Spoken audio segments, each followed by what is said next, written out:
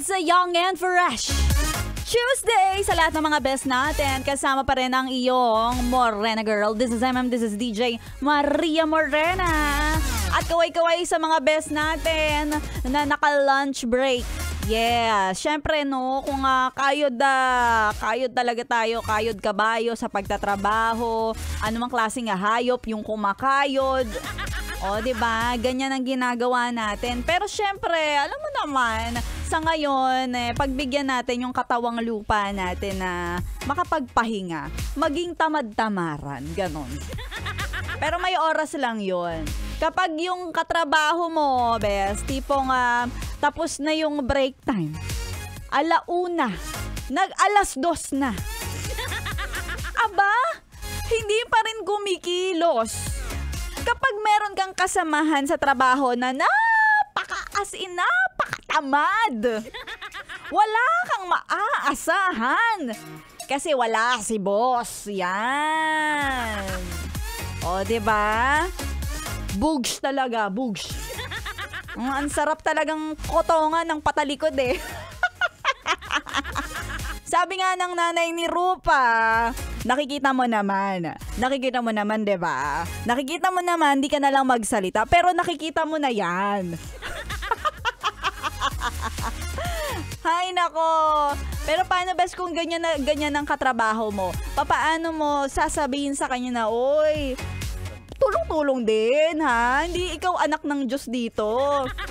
Pare-parehas tayo ditong nagtatrabaho. Paano mo sasabihin, bes? Ito, bibigyan kita ng tip. Sabi mo sa kanya, kunyari, chika-chika kayo. Alam mo, naaaliw talaga ako sa mga taong may silbi. Yung alam mo, yung nakaka-inspire. Yung alam mong may pakinabang. Bakit ikaw? Hindi ka ganun. Charot. O kaya naman sabihin mo, bes, alam mo talaga kung mura lang talaga yung sipag, o kung makakabili tayo niyan sa Divisoria, papakyawin ko. Ibibili kita. Ay nako, kaway-kaway sa mga best natin. 'Di ba lumipas na yung Lunes, tapos nag-Tuesday. Pagbibigyan natin kung yung Lunes medyo nag-a-adjust pa yung katawang lupa natin. Syempre, galing sa pahinga. Pero Tuesday na best, hindi pa rin nakapag-adjust 'yan. Ha? O 'di ba? Kaya dapat best mamaya medyo i-monitor mo yung katrabaho mo kapag mga bandang 2:00 hindi pa yan kumilos.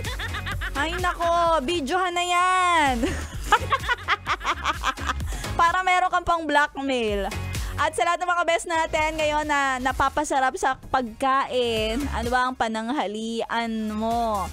Sana naman mabusog-busog ka syempre kasi ngayong araw na to, marami yung makakasweldo nga lang.